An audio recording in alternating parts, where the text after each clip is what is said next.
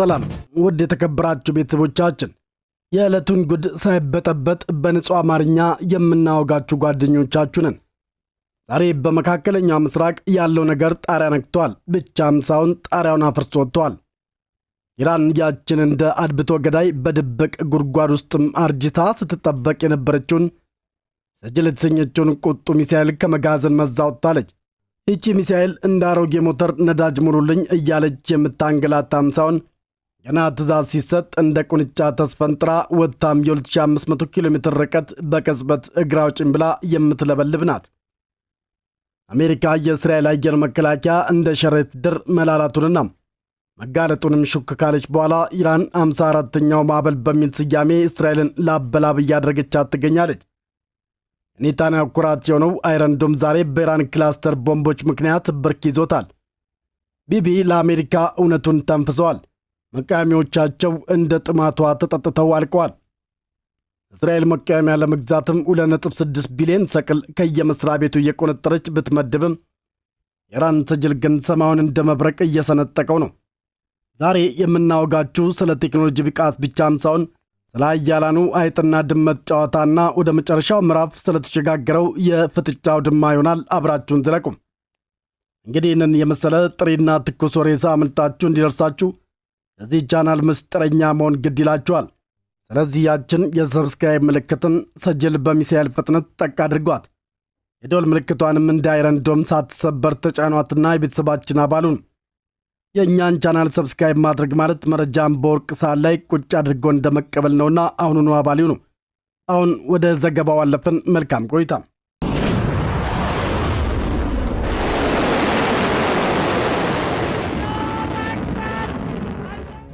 በኢራን በእስራኤልና በአሜሪካ መካከል ያለው ፍጥጫ አሁን እግር አውጥቶ ወዳልተጠበቀ የውጥረት ማማ ላይ ተቆልሏል።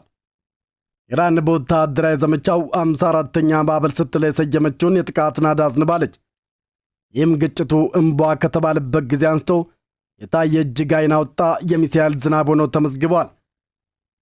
ኢራን ለውጭ ትንኮሳ የምትሰጠውን የሂሳብ ስሌት የታከለበት ምላሽ ለማፋጠን 2500 ኪሎ ሜትር ርቀት ድረስ እግር አውጭኝ ብሎ የሚከንፈውንና እጅግ ገዳይ የሆነውን የአጸፋ ሚሳኤሏን ሰጅልን አዝምታለች። አሜሪካ የእስራኤል መከላከያ አቅም እንደ ሸረሪት ድር መላላቱንና መጋለጡን ይፋ ካደረገች በኋላ ኢራን በማንኛውም ስልታዊ ወቅትም እንደ መብረቅ ፈጣን ጥቃት ለመሰንዘር የሚያስችላትን ተንቀሳቃሽ የሰጅል ሚሳኤል ወደ ሜዳም አውጥታለች። ኢራን ብሔራዊ ቴሌቪዥን እንደዘገበው ከሆነም በዚህኛው የጥቃት አውሎ ንፋስ ጦርነቱ ከተጀመረ ወዲህ ለመጀመሪያ ጊዜ ሰጅል የተሰኘው ብርቱ ባሊስቲክ ሚሳኤል ከመጋዘኑ ተቀስቅሶ ሥራ ላይ እንዲውልም ተደርጓል። የዚህ እጅግ ዘመናዊና ከተወረወረ የማይቀየርለት የሚሳኤል ስርዓት ቆባ አውልቆ ወደ አውድማው መግባት የኢራን ወታደራዊ ምላሽ በከፍተኛ ሁኔታም ትልቅ ለውጥ ማድረጉን የሚያሳይ ጥሬ ማረጋገጫ ተደርጎም ተወስዷል። የኢራን አብዮታዊ ዘበኛው አይአርጂሲ እንደገለጸው ከሆነም ጥቃቱ በቅርቡ በኢራን ሲቪል ፋብሪካዎች ላይ ለተገደሉ ሰራተኞች የሚወሰድ የአፍ መክፈቻ ወይም የመጀመሪያው የአጸፋ እርምጃ አካል ነው። አብዮታዊ ዘበኛው አክሎም የኦፕሬሽን ለጥቃቱ ተጠያቂ የሆኑትን አካላት ለመቅጣት ያለመ መሆኑን ገልጿል። ሰጅል ሚሳኤል በኢራን የባሊስቲክ ሚሳኤሎች ክምችት ውስጥም ካሉ እጅግ ዘመናዊ መሳሪያዎች አንዱ ተደርጎም ይቆጠራል። ፈሳሽ ነዳጅ ከሚጠቀሙ የቆዩ የኢራን ሚሳኤሎች በተቃራኒም ሰጅል በጠጣር ነዳጅ የሚሰራ በመሆኑ በቅጽበት እጅግ በጣም በፍጥነት ለመተኮስም ያስችላል። ወታደራዊ ተንታኞች እንደሚሉት ከሆነም ይህም አቅም የሚሳኤሉ ኢላማዎች አስቀድመው የሚያገኙትን የጥንቃቄ ጊዜም በከፍተኛ ሁኔታም ይቀንሰዋል። ምክንያቱም ጠጣር ነዳጅ የሚጠቀሙ ሚሳኤሎች ከመተኮሳቸው በፊትም እንደ ሌሎች ሚሳኤሎች ረጅም ነዳጅ መሙላት ሂደት አንገላታቸውም። በዚህ ምክንያትም የሚሳኤል ማስወንጨፊያ ስርዓቶቹን ደጋግሞ ቦታ በመቃየር በጣም በአጭር ዝግጁነት ጊዜም እንደ መብረቅ መተኮስም ይችላል። ሰጅል ባለ 2 ደረጃ መካከለኛ ርቀት ተወንጫፊ ሚሳኤል ሲሆን ከ2000 እስከ 2500 ኪሎ ሜትር የመምታት አቅም እንዳለው ይታመናል። ይህ ርቀት ደግሞ እስራኤልን ጨምሮ እንደ ሳውዲ አረቢያ፣ ቱርክና በቀጠናው ያሉ በርካታ የአሜሪካ የጦር ሰፈሮችን ቁልጭ አድርጎ ለመምታትም ያስችለዋል። እንግዲህ የኢራን ወታደራዊ መሐንዲሶች ሰጅል የሚሉትን ሚሳኤል ሲሰሩ ታጋሽ ለሚባል ጠላት ቦታ አልሰጡም። ይልቁንም በጠጣር ነዳጅ የሚንቀሳቀስ በመሆኑ ገና ትእዛዝ ሲሰጠው እንደ ቁንጫ ተስፈንጥሮ ለመነሳት ቅጽበት አይፈጅበትም። ወታደራዊ ተንታኞች እንደሚሉት ከሆነ የሰጅል ትልቁ ነውር የጠላትን የጥንቃቄ ጊዜ ጠጥቶ መጨረሱ ነው። እንደ ሌሎች ሚሳይሎች ነዳጅ ሲቀዳለት በሳተላይት አይታይም። ይልቁንም በድብቅ ጉድጓድ ውስጥም እንደ አድብቶ ገዳይ ተደብቆ ቆይቶም በድንገት ብቅ በማለት ሰማዩን ለብ አድርጎት ይከንፋል። በተለይም ደግሞ ክላስተር ቦምቦችን ታጥቆ ሲመጣም ለጠላት የአየር መከላከያ ከባድ የቤት ሥራ ነው የሚሆነው። ምክንያቱም አንዱ ሚሳኤል ሰማይ ላይ ሲደርስ ተበታትኖ ወደ ብዙ ትናንሽ ገዳይ ንቦችም ስለሚቀየር የትኛውን ጠልፎ የትኛውን እንደሚተውም ግራ ያጋባዋል።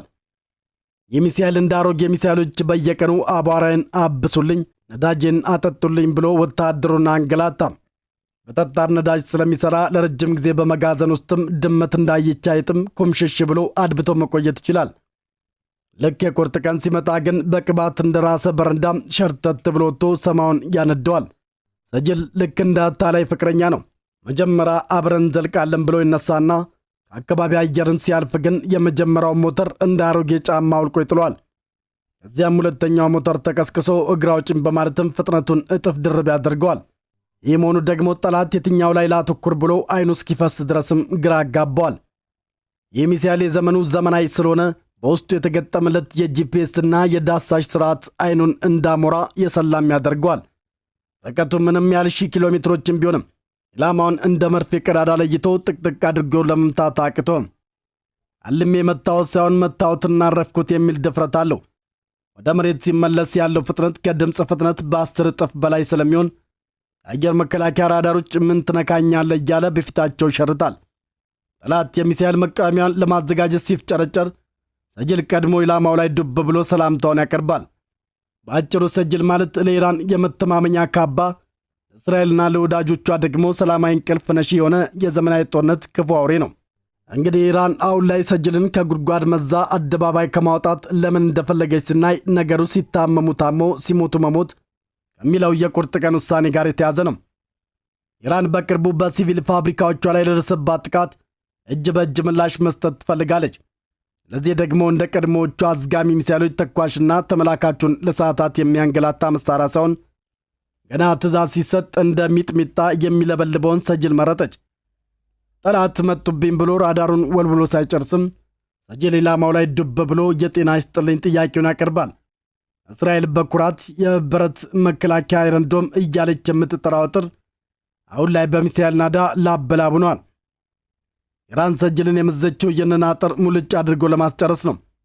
ሰጅል ሰማይ ላይ ደርሶ ክላስተር ቦምቦችን ሲዘራ የእስራኤል መቃወሚያዎችም የትኛውን ጠልፈው የትኛውን እንደሚታው ግራ ገብቷቸው ባዶ ካዝና ላይ እንዲቀሩ ለማድረግ ታስቦ የተደረገ የቁርጥ ቀን ስሌት ነው። ከአሜሪካና ከእስራኤል ጋር የሚደረገው ፍጥጫውን ጣሪያ ነክቷል።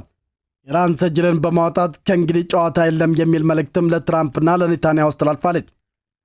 ይህ ሚሳኤል እስከ 2500 ኪሎ ሜትር እግር አውጭኝ ብሎ ስለሚከንፍም በቀጠናው ያሉ የአሜሪካ የጦር ሰፈሮች በሰጅል የአይን አውጣ እይታ ውስጥ መግባታቸውን ለማሳወቅ የተሰነዘረ ወታደራዊ ማስጠንቀቂያ ነው። አሜሪካ በኢራን የነዳጅ ተቋማት ላይ ለሰነዘረችው ጥቃት ኢራን ነዳጅ በሌለው በጠጣር ነዳጅ በሚሠራ ሚሳኤሏ ምላሽ መስጠቷ ሌላው ፈገግ የሚያደርግ ተቃርኖ ነው። እናንተ የፈሳሽ ነዳጅ መጋዘኔን ብትመቱ እኔ ደግሞ ነዳጅ የማይፈልገውን መብረቄን እሰዳለሁ አይነት ቁጭትን ያለበት ውሳኔም ይመስላል። በአጭሩ ኢራን ሰጅልን የተጠቀመችው ጠላቶቿን መተንፈሻ ሳጥታ መከላከያቸውን አመንጭታ እናም ጦርነቱ ወደ መጨረሻው ምዕራፍ መሸጋገሩን ለማብሰር ነው። ኢራን በተጨማሪም ኮራምሻር የተሰኘውንና ግዙፍ የፈንጂ ጭንቅላት የመሸከም አቅም ያለውን ሚሳኤል ማሰማራቷን አረጋግጣለች። ይህም በመካከለኛው ዘመቻው ላይ የጥቃቱ ኃይል ወደር የለሽ ያደርገዋል። በዚህ የጥቃት ናዳ ውስጥም ኬበርሸካን፣ አጂ ቃሲምና ኢማድ የተባሉ የተለያዩ የሚሳኤል ደረጃዎች መካተታቸው የኢራን የጦር መሳሪያ ጎተራ ምን ያህልና የተለያየ መሆኑን ያሳያል። የአብዮታዊ ዘቡ አይአርጂሲ እንደገለጸውም እነዚህ ጥቃቶች በተያዙ ግዛቶች እምብርት ላይ የሚገኙ ኢላማዎችን በጥንቃቄ መቱ ሲሆን ይህም የኢራን መሐንዲሶችን የመርፌ ቀዳዳ የመምታት ጥበብን አረጋግጠዋል። የእስራኤል ኩራት የሆነውና እንደ ስም ብረት እንደ ልብ ጥረት ይከላከል የነበረው አይረንዶም የብረት መከላከያውን ብርክ ይዞት ተንኮታኩቷል። ጠቅላይ ሚኒስትር ቤንያሚን ኔታንያሁ ነገሩ ሆድ ሲያውቅ ዶሮ ማታ መሆኑ ስለቀረም ለአሜሪካ እውነቱን ቁልጭ አድርገው ተናግረዋል። የኢራን መርዘኛ ክላስተር ሚሳኤል ጭንቅላቶች የእስራኤልን የሚሳኤል መቃወሚያዎችም እንደ ጥማቱ አጠጥተው ጨርሰዋቸዋል። እስራኤል በዚህ ሳምንት የኢራን የማያቋርጥ የጥቃት ናዳን የአየር መከላከያን ላበላብ እያደረገውና እያፈናፈነው በመሆኑ የባሊስቲክ ሚሳኤል መቃወሚያ ክምችቷ ከወገብ በታች እጅግ በጣም ማሽቆልቆሉና መንጠፍጠፉን ለአሜሪካ በይፋ አብስራለች። ይህ መረጃ ስማቸው በሚስጥር ታፍኖ የተያዘ የአሜሪካ ባለስልጣናትን ጠቅሶም ሴማፎር በተባለው የዜና ምንጭ አማካይነት አደባባይ ወጥቷል። እንደ ዘገባው ሹክሹክታ ከሆነ አሜሪካ የእስራኤል የሚሳኤል መቃወሚያ አቅም ለማስታገሻ እንኳን እንደማይተርፍና መሟጠጡን ካወቀች ሰነባብታለች። አንድ የአሜሪካ ባለስልጣን እንደተናገሩት ከሆነ ነገሩ አልጋ በአልጋ አይደለም፣ ያስቀድመን የጠበቅነውና በግምታችን ሰሌዳ ላይ የነበረ ነገር ነው ሲሉ ቀለል አድርገውታል።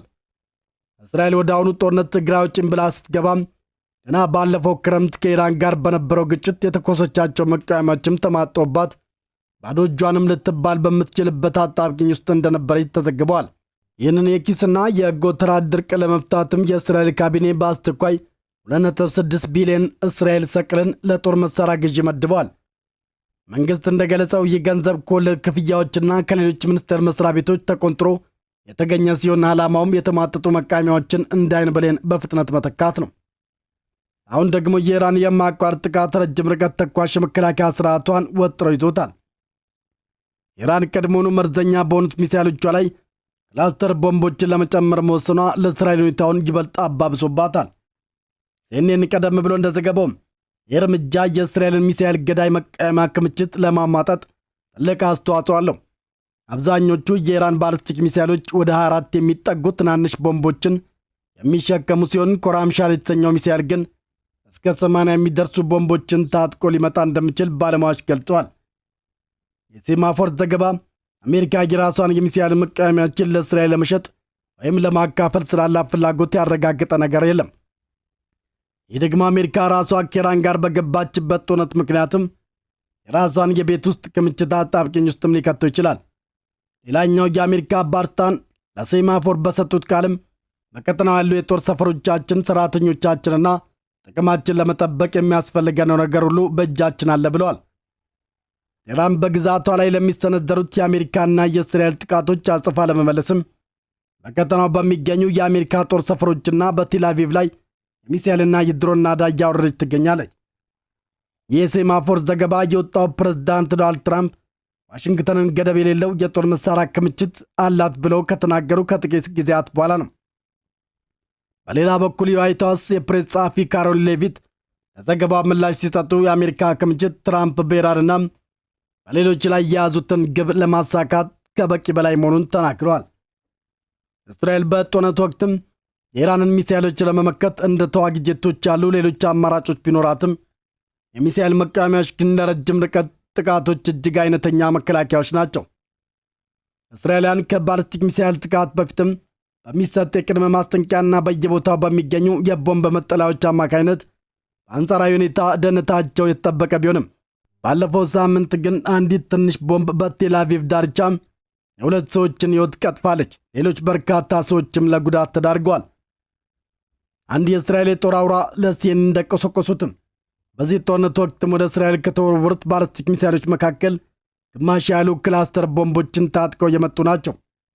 እነዚህ ተወርዋሪ መሳሪያዎች ለዚያ ታምረኛ ለሚባለው የእስራኤል አየር መከላከያ አዲስና ራስ ምታት የሆነ ፈተና ይዘው ከች ብለዋል።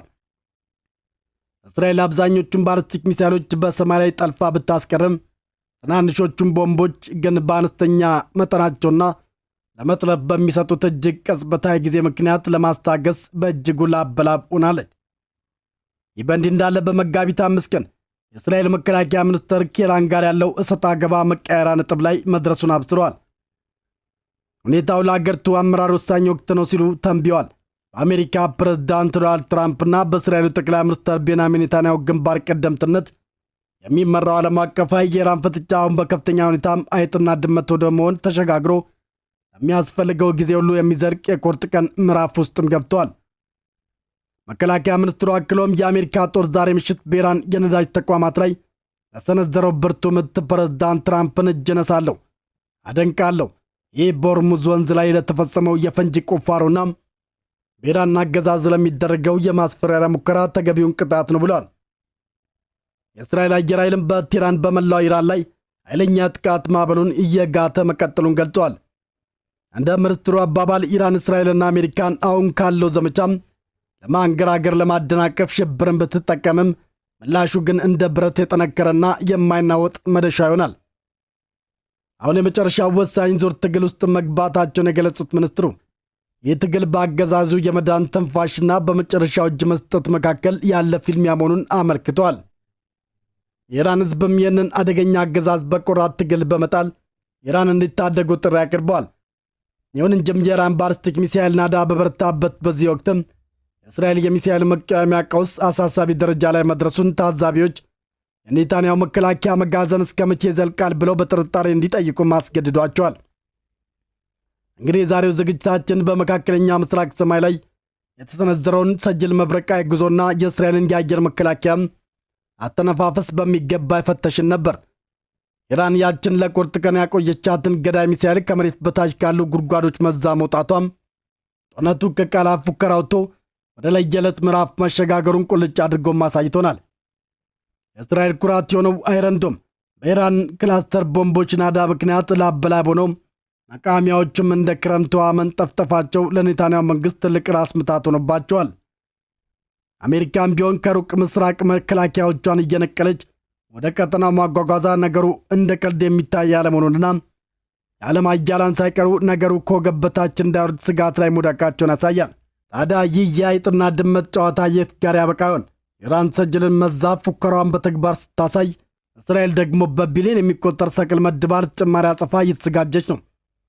ጦርነቱ ወደ መጨረሻው ምዕራፍ ተሸጋግሯል ወይስ ዓለም ሌላ የማይመለስ አበሳ ውስጥም ልትገባ ነው የሚለውንም አብረን የምናየውናል። እኛም እንዳሁኑ ሁሉ አዳዲስና ትኩስ መረጃዎችን እንደ ነብይ የቀሰምን በየደቂቃው የሚለዋወጠውን የቀጠናውን ሁኔታ በዝርዝር ይዘንላችሁ እንቀርባለን።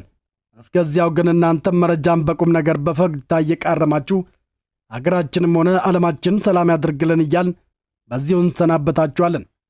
ቪዲዮን ለሌሎችም በማጋራት የመረጃው ተካፋይ እንድትሆኑ እያሳስብን በሌላ ድንቅ ዝግጅት እስክንገናኝ ቸር ሰንብቱልን።